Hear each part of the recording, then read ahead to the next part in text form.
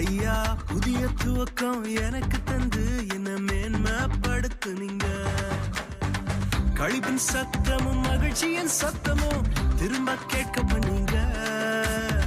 துதியும் பாடலும் நாவல வச்சு என்ன மகிழ செஞ்சீங்க. உயரத்தில் ஏற்றி வச்சீங்க, என்ன ஓஹோன்னு வாழ வச்சீங்க. உயரத்தில் ஏற்றி வச்சீங்க, என்ன ஓஹோன்னு வாழ வச்சீங்க.